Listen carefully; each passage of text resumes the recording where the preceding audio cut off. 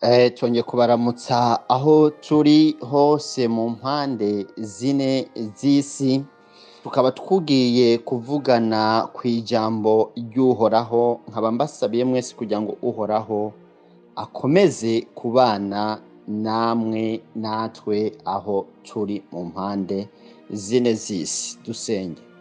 Uhoraho k'ibirongero kizima, dusavye imbaraga yawe n'ubushobozi bwa n'urukundo rwawe ntangere bikomeze kubana natwe mu minsi yo kubaho kwacu.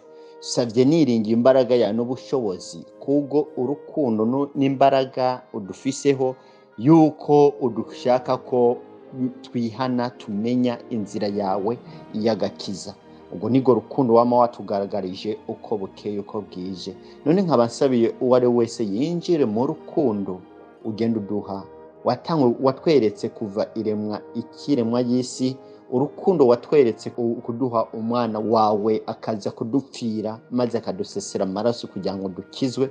Urukundo rwawe akaba arirwo ruzotubashisha kwihana no gutaha ijuru, aho umwami wacu Yesu Kristo yaduteguriye yuko imuhira kwa data hari amazu menshi, iyo aba adahari mba ndabibabwiye.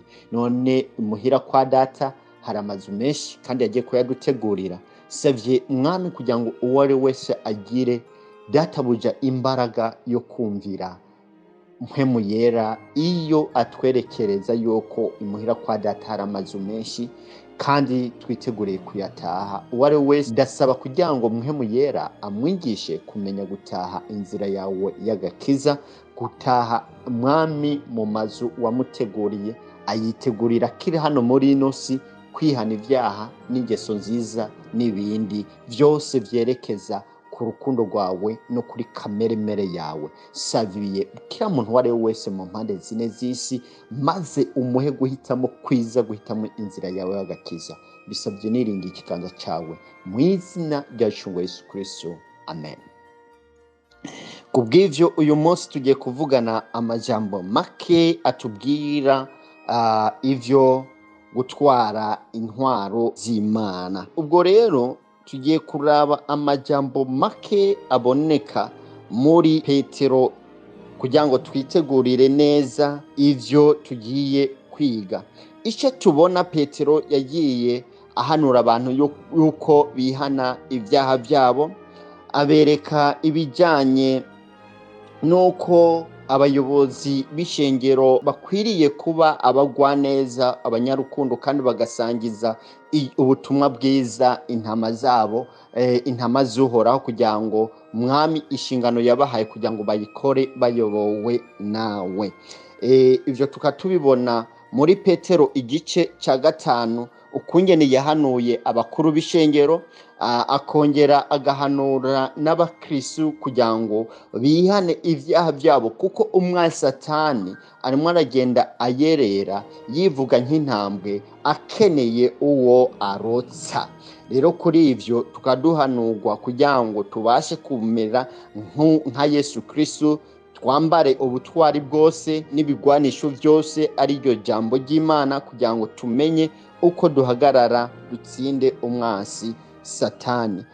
Tukaba tubandanya no kuvyo Petero yongeye kuvuga mu rwandiko rwa kabiri rwa Petero igice ca 1 umurongo wa 5, hatubwira mbere kubw'iyo nyanduruko nyene ubwanyu mushishikare umwete wose, ukwizera kwanyu mukongereko ingeso nziza, ingeso nziza muzongereko ubwenge, ubwenge mubwongereko kwirinda, ukwirinda mukongereko kwihangana, ukwihangana mukongereko kubaha Imana, ukubaha Imana mukongereko gukunda bene data, ugukunda bene data mukongereko urukundo. Kuri ibi rero Petero yabashije kwiteguza ubwoko bw'Imana kugira ngo bumenye uko bushobora guhagarara, bugira ukwizera n'imico y'ingeso nziza y'urukundo, yo gukunda Imana no gukunda abatuzengurutse bose.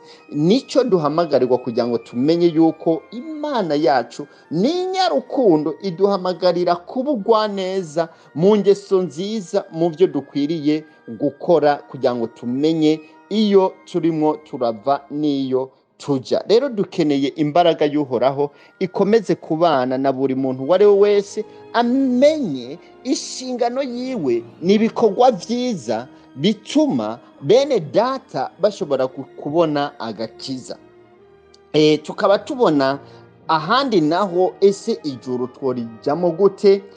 Iyo turavye igice ca gatatu c'urwandiko rwa kabiri rwa Petero, niho tubona ngo ivyo kugaruka kwa Yesu Kristo. So ukugaruka kwa Yesu Kristo tuzobihabwa nuko twebwe twiteguriye, dufise ya mico myiza, dufise urukundo, dukunda Imana yacu, dukunda abatuzengurutse, dukunda abatuvukana, maze imbaraga y'Imana ikabasha gukorera muri ivyo bikorwa vyiza tugenda dukora, maze Imana ikihesha icubahiro aho ubaye, aho abakuzengurutse, abo muganira, kugira ngo mwame muganira ivy'ingeso nziza bitwara umuntu kugakiza.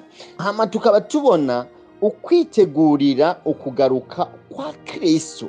Ibi byose nta gihe na kimwe dushobora kubibasha kwitegura kugaruka kwa Yesu Kristo tudafise ingeso nziza. Ntabwo dushobora kumva ngo Yesu Kristo ngo azoza ngo azotujana bivanye yuko imico yacu ifatanye ihamanye n'iya Yesu Kristo, dufise umutima w'urukundo, dufise umutima wo kwicisha bugufi, wo kwihana ibyaha vyo toba twarakoze, kugira ngo vy'ukuri kuko ijuru rizotahwa n'abafise imico myiza, bemeye kwihana ibyaha, bemeye kubabarira ababazengurutse babahemukiye, kandi bakama bafise impuhwe zo gutanga imbabazi zo gukiza ubugingo bwa bene se barimwo barababara muri ino si. Kuko hari abantu benshi bagenda bavuga ngo vyabayeho ngo kuva kera ngo isi izokwama uko.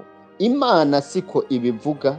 Imana iratubwira yuko ivyo byose ngo iyi si izorimbukishwa n'umuriro. Umurongo wa 6 mu gice ca 3 c'urwandiko rwa Petero wa kabiri aratubwira ngo ivyo vyatumye isi ya kera amazi ayirengera, iratikira, ariko amajuru y'ubu bo n'isi iryo jambo ryabibikiwe kuzosha, kugira ngo birinde gushitsa ku munsi w'amateka wo gutikira kw'abatubaha Imana.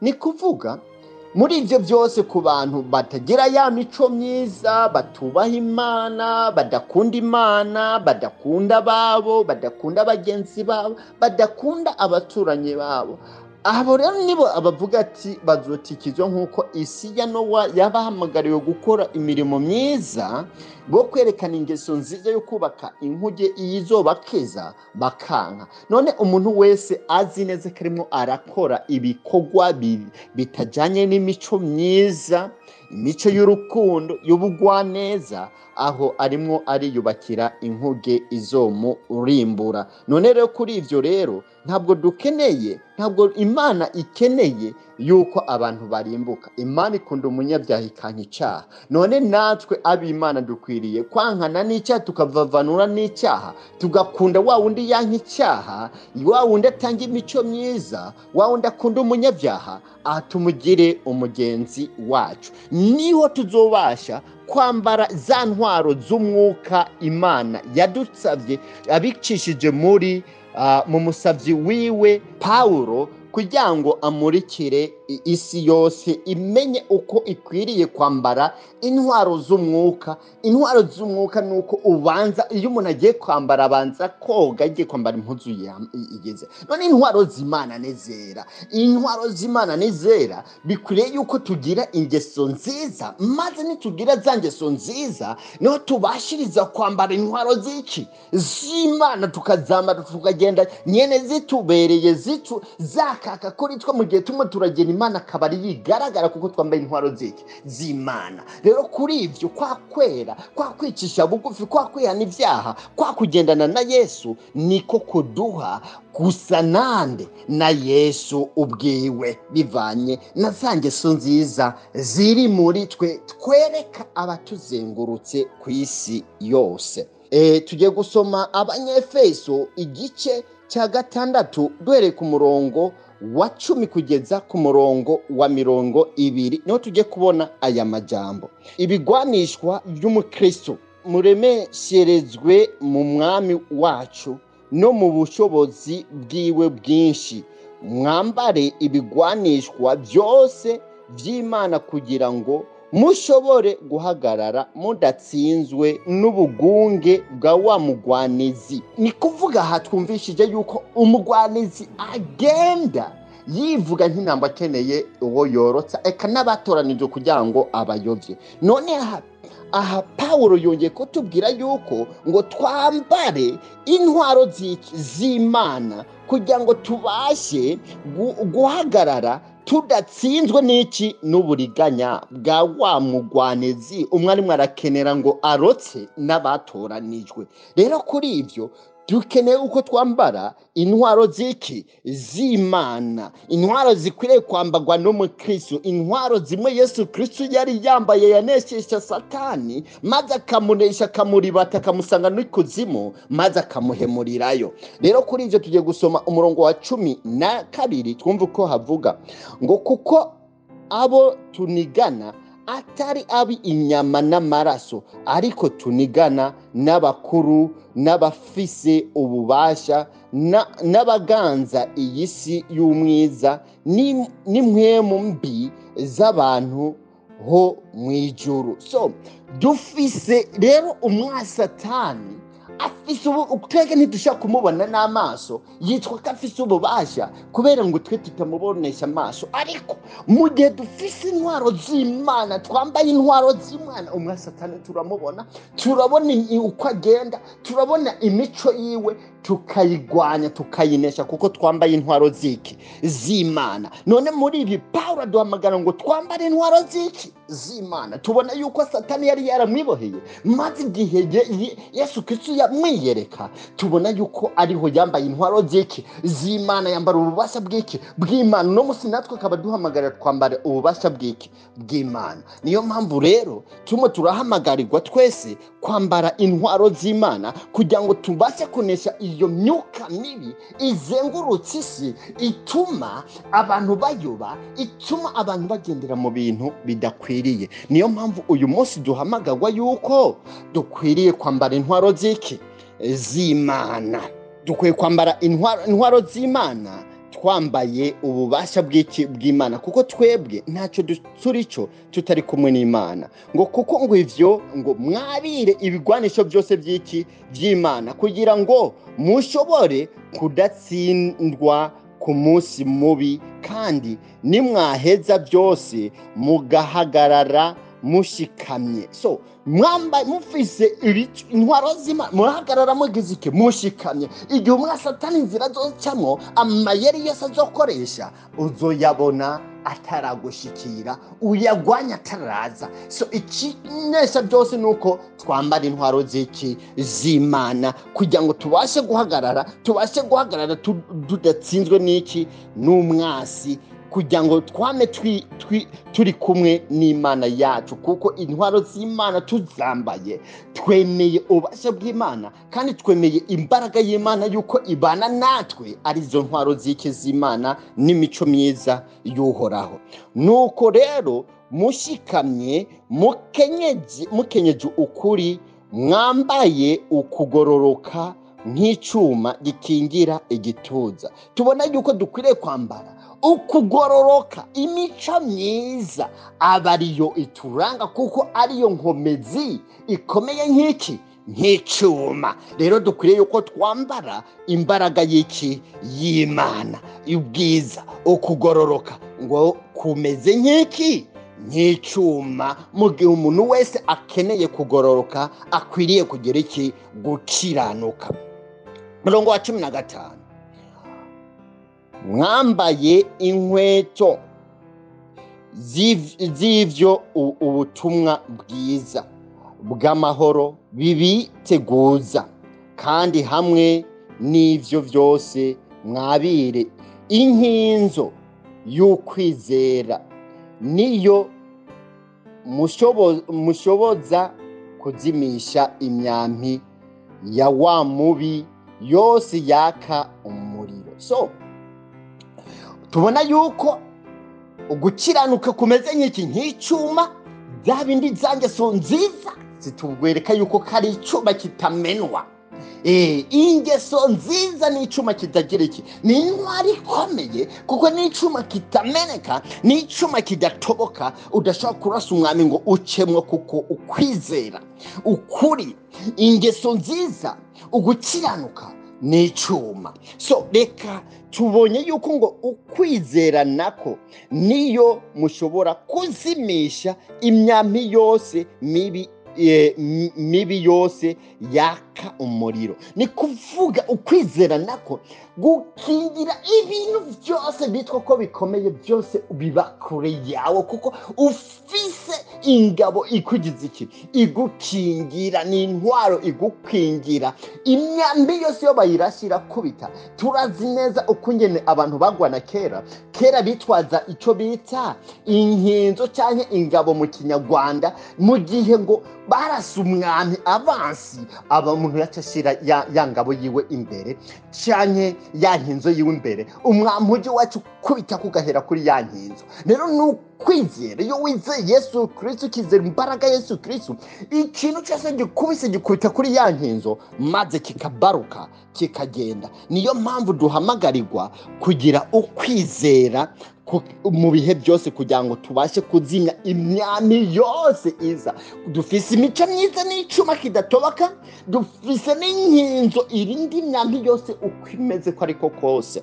So rero niyo mpamvu dukwiriye kugira imico myiza n'ukwizera bijyane natwe mu mibereho yacu yose. Umurongo wa 17, mwabire inkofero y'agakiza, bo n'inkota ya mpwemu, niyo jambo ry'Imana. So dukwiriye kwambara ngo inkofero niyo gakiza, hama tugire n'iki, n'inkota ariyo jambo ry'Imana. Inkofero ni Yesu Kristo yamari kumwe natwe, aturangaje imbere, ayoboye intekerezo zacu, ayoboye imigire yacu. Niyo mpamvu dukwiriye kwambare agakiza. Tubona ari we Yesu Kristo, twambare Yesu Kristo abe muri twe mu mibereho yacu, mu gihe dufise icuma, dufise imico myiza, dufise ugukiranuka. Tubona neza yuko dufise umubiri wacu ari icuma, tukaba dufise n'ingabo iturindira, ariyo nkinzo iturundira, tukaba dufise n'umwami Yesu Kristo ariyo nkofero, tukaca twongera tukagera n'inkota ariyo jambo ry'Imana. Ibyo byose iyo bifise, nta kuntu mwese tanashobora kuba gahuri, nta nunga haturukira, kuko ahantu hose uhagaze aba ari umuriro waka wonyene. Kuri ibyo dusaba umuntu wese agira izi ntwaro kugira ngo abashe guhagarara adatsinzwe n'urubanza. Umurongo wa 18 tubwira ngo musengere muri mpwemu ibihe byose, mu buryo bwose bwo gusenga no kwinginga, kandi ivyo mubibere maso mukobeje rwose, musengere abera bose. So tubona muri byose umaze kwambara intwaro z'Imana, nuvuga ngo biraheze. Ikintu kigira gikomeza za ntwaro ukazifata neza n'isengesho ryawe, uzoza urapfukama buri munsi usenga imbaraga y'Imana, usenga Imana kugira ngo ikweze. Niyo mpamvu dukwiriye kwama dusenga, usenga ku manywa n'ijoro, usenga ku mutaga, usenga mu gitondo, kugira ngo Imana yame iri kumwe nawe. Wibuke Enoki, wibuke umusabyi wacu Enoki, wibuke umusabyi w'Imana Enoki, ukonye yabanye n'Imana imyaka 300, maze akajanwa mu ijoro atageze icyo adapfuye, kubera gukiranuka. Ukwizera kwatumye Enoki abana n'Imana. Uko umutima watera niko yiyumvira, ese nagenze gute, nitwaye gute, navuze iki, iminwa yanjye yakoze iki. Umaze kubona yuko icyo gihe wamaze gutandukira, utambaye ubushobozi bw'Imana, ubushobozi bw'Imana bukuvuga garuka kuhoraho, garuka cyane utarabona yuko umwasi satani arimo araza, ubonye uko umwasi satani arimo araza, fata za nyenzo zawe, senga, fata ijambo ry'Imana urige, maze icyo gihe niho uzomenya ati ubu rero nambaye intwaro z'Imana, satani ziracamo hose, ndakubitamo ya nkota iracagagura ya myambi, maze nambaye ni kwizera gukingira imyambi yose, aho yoca mu mayeri yose ntishobora kunshikira. Kandi n'umubiri wanje ni mico myiza, ni icyuma kuko ari mico myiza. Niyo mpamvu dukwiriye kumenya Imana yuko ikeneye yuko umuntu agira imico myiza, agira kwizera, agira inkofero y'agakiza, agira ijambo ry'Imana mu buzima bwiwe, akaba ari byo bifungurwa byiwe, yongere agire n'amasengesho, kwa musenga buri gihe. Nibyo duhamagarirwa. Nkaba nsaba umuntu wari wese agira umwete wo gufata izi ntwaro z'Imana ziba ingingo ziwe kugira ngo atumbere Yesu Kristo. Ndabasaba kugira ngo uwari wese agire imico myiza, aharanire kwambara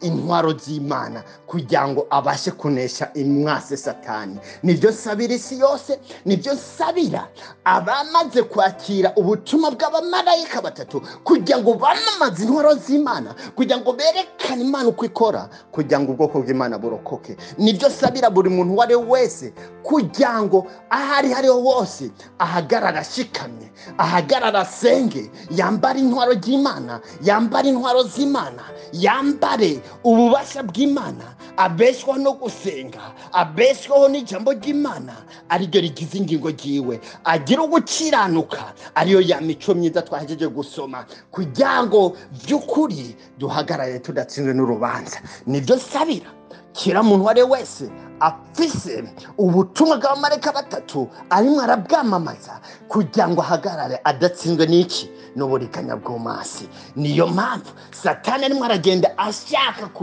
abashobora kurikiza. None twebwe natwe duhamagarirwa kwambara intwaro z'Imana mu gihe satani arimo arakenera n'abandi batoranijwe, maze tubashe guhagarara tudatsinzwe n'iki n'urubanza, tubashe guhagarara tudatsinzwe n'ibyo bikangisho by'umwasi. Ibyo byose n'ibikangisho, aha hose ahagaze satani nta na hamwe hiwe hahari, nta na hamwe, nta muntu wiwe ahari atari ugushaka, icyamuzanye ni kwica, ni kurimbura. Muri ibyo byose kunesha ibyo byose, uko kwica k'umwasi satani, ni uko twambara ijambo ry'Imana ikaba imifungurwa byacu, tukongera ko tukayoborwa na mpemu yera, akaba ari warinda ubugingo bwacu. Sabiye kila muntu wari wese kugira ngo ahagarara ashikamye, iyo ubwo buriganya bw'umwasi satani bumubekureye, fate za ntwaro maze zikwite wa mwasi gihaje, umutere ijambo ry'Imana, kuko ariyo nkota iramusangangura, irasangangura imyami, irasangangura na satani, kuko satani nta na hamwe hiwe,